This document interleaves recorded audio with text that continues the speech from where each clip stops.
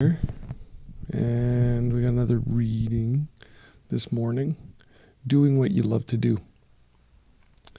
Many years ago, there was a very successful executive in a financial concern.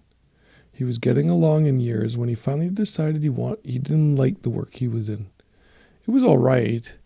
He was successful at it because he was intelligent and hardworking, but it wasn't what he really wanted to do. This particular executive happened to be interested in birds. He wanted to become an expert on birds, an ornithologist.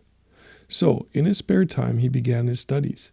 He read every book he could find that had anything to do with birds.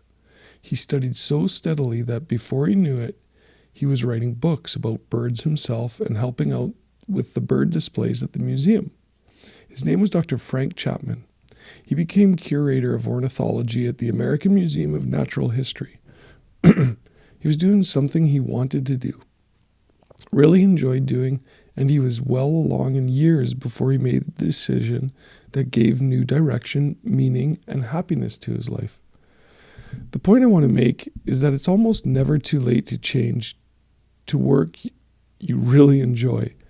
It's happened hundreds of times that men and women have retired at 65 and with the security of a pension and plenty of time have turned to the field they should have been in all along. They've accomplished more in 5 years in the work they loved than they had in the 40 years with their previous companies. So here's some unasked for advice if you happen to be in work you don't particularly enjoy. First, find out what you'd really like to do. Determine your objective and actually visualize it in your mind. Picture what you want and the kind of person you want to become. Next, get the facts. Get all the facts about what will be required to attain the objective you've determined upon and visualized. The more information you can get on the subject, the better. Next, analyze, evaluate, and group those facts. Try to put them in the logical order of importance of accomplishment. For example, if a person wanted to become a brain surgeon, she wouldn't just start opening up heads. She'd start with school. Make sure your goal is practical for you. Then set a timetable for the accomplishment of your objectives and try to stick to the timetable. Don't let people throw you off the track or tell you you're wrong. You should know what's right for you. What's right for others is their business. Next, begin. Don't just keep talking about it. Do it. And understand that the time will really never be perfect to start. So start as soon as you're ready. You'll never get to second base trying to keep one foot on first. Take off. If you're tagged out, you can come to bat again. Be sure your entire plan is written out, a regular blueprint to follow. And you can check from time to time to see how you're doing by comparing your progress with your blueprint. And finally, stay with it. Keep your goal firmly fixed in your mind. Have faith that you can reach it, and reach it you will. And like Dr. Frank Chapman, you'll find yourself happy and excited in work you really enjoy. What is more important than spending our lives in work we really enjoy? Yet there are millions who don't know it's possible, who largely waste their lives. It's a shame, isn't it? Take these steps to do what you love to do. Find out what you'd like to do. Get the facts required to gain your objective. Analyze, evaluate, and group your facts. Set a timetable for your goals. Begin to work towards your goals. Compare your progress to a blueprint you create for yourself. Have faith and perseverance. Really eye-opening. So many people doing things they don't love to do and in jobs that, they may love parts of their job, but the majority don't enjoy them.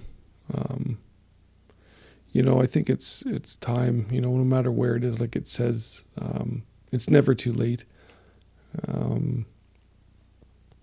to start doing what you love to do and just going after it. You're going to look back on life and you're going to evaluate it when you're older and kind of ask yourselves questions about, why didn't I? Why shouldn't I? The old shoulda, coulda, wouldas. no time's going to be the right time. I think that's an important part in this whole little passage, is that it's never the right time. You can always justify why you should wait. You can't do it. You don't have the money, you don't have the time. I'll wait till the kids are done. I'll wait till I retire. All these things, and you'll go through your entire life missing out on what it is you actually love to do, because of the circumstances that actually really don't exist if you really think about it. So, I've changed my careers many times in my life. Pro soccer in the beginning, chiropractor, and now I'm turning towards coaching. So, and I'm in my late 40s. So I think, and I have to say, I don't know, I love what I do, but it's an enjoyment to know that, you can change and do whatever you want to do. It's exciting.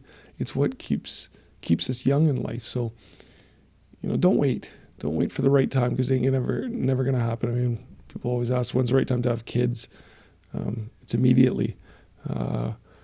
When's the right time to plant a tree? 30 years ago. When's the next best time? Right now. So get going. Do what he says at the end of this passage. Find out what you want to do. Write it down, analyze it. Put a plan together, and then don't let anyone steal your dreams. Go after them full force. And if you need help with that, you know where to get it. We're always here, just a message away. Have an amazing Friday. Enjoy this Friday, and we will likely see you on Monday. We'll talk to you soon.